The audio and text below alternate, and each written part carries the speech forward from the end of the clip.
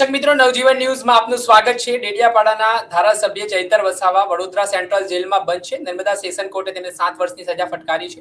આને લઈને આદિવાસી સમાજમાં ખૂબ રોષ જોવા મળી રહ્યો છે અને આગામી દિવસોમાં ડેડિયાપાડા ખાતે 2 તારીખે 4 રાજ્યના આદિવાસી સમાજના લોકો એકત્ર થવાના છે। ત્યારે આપણી સાથે આમ આદમી પાર્ટીના નર્મદા જિલ્લા ઉપપ્રમુખ અને આદિવાસી નેતા દેવેન્દ્ર વસાવા જોડાઈ ચૂક્યા છે। તેમની સાથે વાતચીત કરીએ કે કઈ રીતનો કાર્યક્રમ છે। દેવેન્દ્રભાઈ, નવજીવન ન્યૂઝમાં આપનું સ્વાગત છે। જી, આગામી દિવસોમાં દેવેન્દ્રભાઈ 2 તારીખનું આયોજન છે પીઠા ગ્રાઉન્ડ ડેડિયાપાડા ખાતે। 4 રાજ્યના આદિવાસી સમાજના લોકોને તમે ભેગા કરવા જઈ રહ્યા છો। શું આયોજન છે, કઈ રીતના કાર્યક્રમની રૂપરેખા છે? હવે જે ચૈતરભાઈ સાથે જે ઘટના બની છે, ચૈતરભાઈ હાલમાં જેલમાં છે, પરંતુ આદિવાસી સમાજને અમારે જ્યારે આટલો અન્યાય થતો હોય એના માટે અમે સમગ્ર ગુજરાત નહીં પણ 4 રાજ્યના માણસો અને સમગ્ર દેશમાંથી આદિવાસી જે સમાજના શુભચિંતકો છે આવવાના છે। એના માટે અમે ગુરુવારે અને 2 તારીખ આવે છે, ગુરુવારે અમે ડેડિયાપાડા ખાતે પીઠા ગ્રાઉન્ડમાં જન સમર્થન સભા અમે રાખી છે। એમાં તૈયારીના ભાગરૂપે અમે ત્યાં અમારે કોઈ મંડપ કે એવું કંઈ છે નથી। અમારે તો એક દુઃખની બાબત કહેવાય, એના માટે અમે ખાલી લોકોને આવીને પાથરણા માટે સગવડ કરી છે ને સાઉન્ડ ખાલી એ કર્યું છે ને સાથે લોકોની પીવાના પાણીની સગવડ કરી છે। અમે વિશેષ કોઈ એના પહેલા પણ કોઈ મોટી સભા હોય, નરેન્દ્ર મોદી સાહેબ આવ્યા હતા, તે પણ અમે કોઈ ખર્ચો કર્યો નથી। અમે ખાલી એક મંડપનો ગાળો બાંધીને પછી અમે સભા કરી હતી। મતલબ લોકો જે આ અન્યાય સામે કઈ રીતે જવાબ આપવો, લોકો કોઈ સગવડ નથી માંગવાના, પણ લોકો આવા માંગે છે। અમને પણ સવાલ કરે છે કે તમે ક્યારે ડેડિયાપાડામાં, સમગ્ર ગુજરાતમાં કાર્યક્રમ થઈ ગયો, ડેડિયાપાડામાં કેમ નથી થતો? એના માટે અમે આ આયોજન કર્યું છે। દેવેન્દ્રભાઈ, કયા કયા રાજ્યમાંથી લોકો આવવાના છે અને કોણ કોણ આવવાનું છે? અત્યારે જોવા જઈએ તો સમગ્ર દેશમાંથી પબ્લિક આવવાની છે, પરંતુ હાલ જો આદિવાસી પટ્ટાની વાત કરીએ તો રાજસ્થાન છે, મધ્યપ્રદેશ છે, મહારાષ્ટ્ર છે અને ગુજરાતની 4 રાજ્યની પબ્લિક તો રહેવાની જ છે અને રેકોર્ડ તોડ પબ્લિક રહેવાની છે। એના માટે અમારી જગ્યા ઓછી પડશે એવું અમારે માનવું છે। અચ્છા, તો આજે આખો ઘટનાક્રમ બન્યો, ધારાસભ્ય ચૈતર વસાવાને ફરી જેલવાસ જવું પડ્યું છે, તો આદિવાસી સમાજમાં શું રિએક્શન છે તેના ગ્રાઉન્ડ ઉપર? તમે ત્યાં રહો છો, તમને વધારે વિશેષ ખ્યાલ છે। અત્યારે મેં સવારથી 8 વાગે મેં નીકળી ગયો છું। અત્યારે મેં મુલકાપાડા ગામમાં મીટિંગ કરી, અત્યારે હાલ મેં ચિકદા ગામમાં છું। સવારથી મેં ગામે ગામ ફરું છું, લોકોને 2 તારીખે આવજો બધા આહવાન કરવા માટે ગામે ગામ જઈને લોકોને મળે છે। લોકોનો આક્રોશ એટલો છે કે લોકો અત્યારે નર્મદા જિલ્લામાં પૂર્ણ બહુમતીથી સરકાર આમ આદમીની બેઠી છે જિલ્લા પંચાયતમાં, અને તાલુકામાં પણ ડેડિયાપાડામાં બેઠી છે, ચિકદામાં બેઠી છે, સાગબારામાં તાલુકા પંચાયત બેઠી છે, ગરડેશ્વરમાં બેઠી છે। લોકો એટલો આક્રોશ છે કે લોકો કે અમુક લોકો તો બહુ આક્રોશમાં છે કે અમને કે કાયદો હાથમાં લેવું પડે। અત્યારે આ જે ન્યાયાલય છે આટલો હદ સુધી નિર્ણય લઈ લે, એટલે એના માટે લોકો બહુ આક્રોશમાં છે ને લોકો સ્વયંભૂ પોતાના ખર્ચે આવવા માંગે છે। અમને કે ખાલી તમે આહવાન કરો, પબ્લિક તો આપમેળે આવવાની છે ને ઘરે ઘરથી લોકો આવવાના છે। દેવેન્દ્રભાઈ, આ જે સંમેલન છે તે ઉદ્દેશવા પાછળનું કારણ શું છે? શક્તિ પ્રદર્શન છે કે શું મેસેજ આપશો તમે આદિવાસી સમાજ? અમારે હાલ તો જે ચૈતરભાઈ પર આવી પડેલી જે આફત છે એમાં અમારે સહભાગી થવાનું છે। સમગ્ર સમાજનું એવું કહેવું છે કે ચૈતરભાઈ આપણા સમાજ માટે લડે છે ને તે છતાં આપણે જો ચૂપ રહીશું તો યોગ્ય નથી। એના માટે આપણે જાહેર એક મોટું આયોજન કરીએ અને પબ્લિક બધાને આપણે આવકારીએ, કારણ કે સમગ્ર ગુજરાતમાં દરેક જગ્યાએ આવેદનપત્ર આપ્યા છે, લોકોએ રેલીઓ કાઢી છે, બધું કર્યું, પરંતુ સ્થાનિક ડેડિયાપાડામાં પોતાનું જે હોમ ટાઉન કહેવાય અને ત્યાં અત્યાર સુધી કોઈ કાર્યક્રમ નથી આપ્યો, એટલે એના માટે લોકોનો પણ એક આગ્રહ છે કે આપણે એક ટાઉનમાં એક કાર્યક્રમ આપણે રાખીએ, અને લોકોનું પણ કેવું છે કે એ બાને અમે પણ ભેગા થઈએ અને ચૈતરભાઈનો જે અમારી જે લાગણી છે એમાં અમે સહભાગી થઈએ, એના માટે આ કાર્યક્રમ છે અમારો। અચ્છા, તમારી કોઈ મુલાકાત ચૈતર વસાવા જોડે અત્યાર સુધી આટલા ગાળામાં થઈ કે નહીં? કોઈ સંવાદ થયો છે? હા, મેં ચૈતરભાઈ જેલમાં ગયા પછી 3જા દિવસે મેં જેલમાં મુલાકાત લીધી બરોડા, તો હમ. કહેવાનો મતલબ ચૈતરભાઈનો એટલો છે, મેં સાહેબને પૂછ્યું કે સાહેબ મુવમેન્ટ કરીએ કે શું કરીએ, તો સાહેબે મને કીધું કે દયાભાઈ તમારા રીતથી લોકો માનશે નહીં, મને ખબર છે, એટલે તમે તમારા રીતથી કાર્યક્રમો આપજો.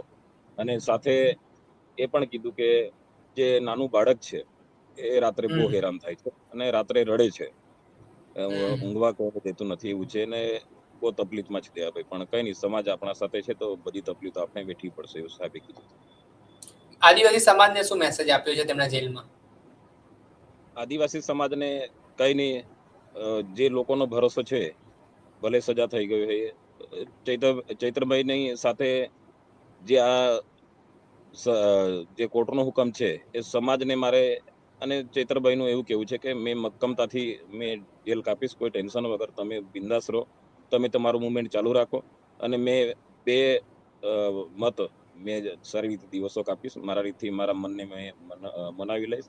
જેટલો પણ ટાઈમ રહેવો પડે મેં બેફિકર લોકો માટે મેં લડીશ, ને લોકો માટે મેં જેલ ભોગવીશ, મને કોઈ ટેન્શન છે નથી. સમાજે ખાલી મને એક સહકારની જરૂર છે અને લોકો સહકાર આપશે એવું મેં માનું છું, એવું સાહેબ કહેતા હતા. દેવેન્દ્રભાઈ, એ બાળક કોનું છે 18 દિવસનું? એમની માતા જેલમાં છે, તો એમની શું ભૂમિકા હતી એ દિવસે? એવું શું થયું હતું? આપણા આજે ચાર્જશીટમાં જોવા જઈએ તો આજે શકુંતલાબેન જે ચૈતરભાઈના જે ધર્મપત્ની છે, એ તો એમાં ચાર્જશીટમાં એવો ઉલ્લેખ છે કે એ બેન ઘરમાં હતા. હમણાં પોતાની જે ધર્મપત્ની હોય એ તો ઘરમાં જ રહેવાની, એટલે બધું અમુક વાતો એવી છે કે આપણને એમ મગજમાં નહીં બેસે એવું. આ જે બાળક છે એ ચૈતરભાઈની બેન છે, એમનું બાળક છે, અને એ બેન એ તો બહાર હતા, એ ઘરમાં પણ નહોતા, પણ આ જેટલા હમ. નામો આવ્યા લિસ્ટમાં એ ચડાવી દીધા છે. અને કહેવાનો મતલબ મેં પણ 17-18 વાર જેલ કાપી છે, તો મને પણ મારા એક જાણ મુજબ કે સજા 9 જણને થયેલી છે અને 10 જણ જેલમાં છે. આ એક ગંભીર હમ. બાબત છે ને વિચારવા જેવી બાબત છે એક માણસાઈથી, કારણ કે એમ જોવા જઈએ તો 9 જણની સજા થઈ છે અને 10 જણ જેલમાં છે અત્યારે. એટલે કહેવાનો અચ્છા, તો મતલબ કે 10 જેલ છે, તો એટલે બહુ ગંભીર બાબત છે ને વિચારવા જેવી, ને આ વસ્તુને એક મગજમાં ઉતરવા જેવી બાબત છે. અચ્છા, જે ભાઈ, જે 18 દિવસનું બાળક છે, એ ચૈતર વસાવાના ભાણ્યા કહેવાય, કે ભાણી છે કે ભાણા છે, બાળક છે હા એવું છે? હા હા, ભાણ્યો છે, ભાણ્યો. બરાબર.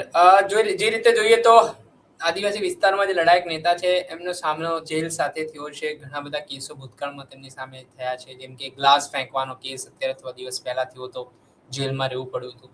તો આ બધી બાબત અને આ જે કેસમાં ચુકાદો આવ્યો છે 3 વર્ષમાં, આ બાબતને કઈ રીતે જુએ છે આદિવાસી સમાજ? આટલા ઝડપી જે નિરાકરણ આવ્યું છે કેસમાં.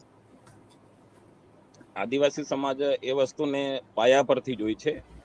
જે સનદની જમીન હતી, સનદની જમીન અને જંગલ ખાતાના જે ફોરેસ્ટરો છે, બીટગાળો છે, એમણે કપાસ ઉખેડ્યો છે. તો જે જમીન આપી છે એ તો સનદવાળી જમીન હતી, અને સનદમાં કલેક્ટરની સહી હોય પછી એ સનદ સોંપવામાં આવે. પણ એ પાયા પરથી જોવા જઈએ તો એ વસ્તુ તમે કપાસ ઉખેડતા નહીં, તો આ વસ્તુ બનવાની નહોતી. એટલે કપાસ ઉખેડ્યા પછી જ આ ઘટના બની છે. તો સમાજ તો પાયા પરથી નોંધ લે છે, અને સમાજ કહે છે કઈ નહીં, એ જે આપણને અત્યારે જે મૌલિક ન્યાયપાલિકા છે એનો ચુકાદો છે, અને બીજો ચુકાદો લોક ચુકાદો છે. એમાં ભાજપને ઘરે બેસવું પડે. લોક ચુકાદામાં ભલભલા લોકો, આજે નર્મદા જિલ્લામાં તમે જોઈ લો, ભાજપ આજે નર્મદા જિલ્લામાં જિલ્લા પંચાયત ખોઈ બેઠી ને 4 તાલુકા પંચાયતો ખોઈને બેઠી છે. એટલે કહેવાનો મતલબ લોકોની જે અદાલત છે એમાં સારામાં સારો ભાજપને જવાબ મળવાનો છે, અને ઉપરવાળો પણ જોઈ છે. આદિવાસી પ્રકૃતિને માનનારો જે આ સમાજ છે, અમારા વડલાઓ પેલા છાક પાડવાનું, છાકને પૂંજ મૂકતા હતા. જે આપણે અનાજ ખાઈએ છીએ એની પૂંજ હમ. મૂકતા હતા. એકવાર પૂંજ મૂકી દે ને એટલે તમારે ભલભલું કામ એમ જ થઈ જતું હતું. તો એકવાર પૂંજ મૂકીને બી લોકો ખાલી દુઆ કરશે ને એટલે ચૈતરભાઈ આપમેતે જ જેલમાંથી નીકળવાના છે. અને ભાજપ આવનારા 2027ની જે વિધાનસભા છે, ઉમરગામથી અંબાજી સુધી ભાજપ નજરે નથી પડવાની. આ જે કૃત્ય કર્યું છે એ આદિવાસી સમાજ નોંધ લે છે. એક એક ટોપિક પર આદિવાસી સમાજના જે યુવાનો છે એ વિચારે છે, અને 2027માં આનો જવાબ ભાજપે વેઠવો પડશે. જે પોલીસને હાથા બનાવીને જે કામ કર્યું છે એ વ્યાજબી નથી. આ સમાજ ભાજપને 2027ના ઇલેક્શનમાં ઉમરગામથી અંબાજી સુધી એક ધારો હાવેણો વાગી જવાનો છે, એમાં કોઈ બે મત નથી. અચ્છા દેવેન્દ્રભાઈ, મારો છેલ્લો પ્રશ્ન, ધારાસભ્ય ચૈતર વસાવાનું ધારાસભ્ય પદ રદ કરવા માટેની પણ પ્રક્રિયા ચાલી રહી છે, એમને ધારાસભ્ય પદથી દૂર કરવાના પણ પ્રયાસો ચાલી રહ્યા છે, તો કઈ રીતે જુઓ છો? હાલમાં તો એમની જે પ્રોસેસ છે કે 2 વર્ષથી ઉપર સજા થાય તો સ્વાભાવિક છે કે કોઈ પણ જે આપણે લોકપ્રતિનિધિ હોય એનું પદ જતું હોય, તો તે છતાં એ પદ જાય. ચૈતરભાઈને 50 વાર પદ જવડાવશે પણ 100 વાર લોકો ચૈતરભાઈને પાછા ચૂંટી લાવશે, કારણ કે એ પણ પ્રજાના દિલમાં ચૈતરભાઈ છે અને બિલકુલ એ પદ જાય તેનાથી પણ અમને કોઈ ફરક નથી. અહીં તો એના કરતા સારામાં સારું પરિણામ હજુ પાછું પણ ઇલેક્શન લડશે તેઓ ચૈતરભાઈને એવું જ પરિણામ મળવાનું છે. દેવેન્દ્રભાઈ, એ પણ વાત છે કે ભાજપ છે જે જ્યારે ભાજપ પાર્ટી દ્વારા અન્ય વિપક્ષ નેતાઓને દબાવવામાં આવ્યા છે, એ નેતાઓએ ભાજપનું દામન થામ્યું છે ભવિષ્યમાં, તો ચૈતર વસાવાના કેસમાં લાગે છે તમને આવું કંઈ થઈ શકે, ભાજપમાં કદાચ જોડાઈ શકે કે કેમ? ચૈતરભાઈ આદિવાસી સમાજના લડવૈયા છે અને અમારા જે આદિવાસી સમાજના બિરસા મુંડા જે ભગવાન છે એનું બીજું રૂપ મેં માનું છું મેં પોતે, અને આદિવાસી સમાજના યુવાનો પણ એમના પરથી પ્રેરણા લે છે. એટલે ભાજપ ગમે તેવા હથકંડા અપનાવી લે, પરંતુ ભાજપમાં તો શરણાગતિ કોઈ દિવસ ચૈતરભાઈ સ્વીકારે નહીં. અને મને પોતે કીધું હતું, દયાભાઈ બધું સંભાળી લેજો અને મેં ભલે જેલમાં જામ, મારું ટેન્શન નહીં લેતા, આપણે બધાનું વિચારીશું, સમાજનું વિચારીશું અને કોઈ દિવસ ભાજપમાં આપણે સરેન્ડર થવું નથી. મારે 7 વર્ષ રહેવું પડે, 14 વર્ષ રહેવું પડે, પણ મેં ભાજપમાં જામ નહીં, એવું મને ચૈતરભાઈએ પોતે કીધું છે. ચોક્કસથી દેવેન્દ્રભાઈ, ખૂબ ખૂબ આભાર, તમારો વ્યસ્ત સમય તમે કાઢીને અમને સમય આપ્યો ને આગામી કાર્યક્રમની રૂપરેખા જણાવી. આ હતા આમ આદમી પાર્ટીના નર્મદા જિલ્લા ઉપપ્રમુખ દેવેન્દ્ર વસાવા. તેમણે આ મામલે વાતચીત કરી. ધારાસભ્ય ચૈતર વસાવા સાથે જ્યારે તેમણે જેલની મુલાકાત થઈ તેને લઈને પણ તેમણે એ બાબતે શું મેસેજ ધારાસભ્ય ચૈતર વસાવાએ આદિવાસી સમાજને આપ્યો છે તે આપણી સમક્ષ ઉલ્લેખ કર્યો. દર્શક મિત્રો, આવા જ વિડીયો જોવા માટે નવજીવન ન્યૂઝ જોતા રહો, લાઈક કરો, શેર કરો.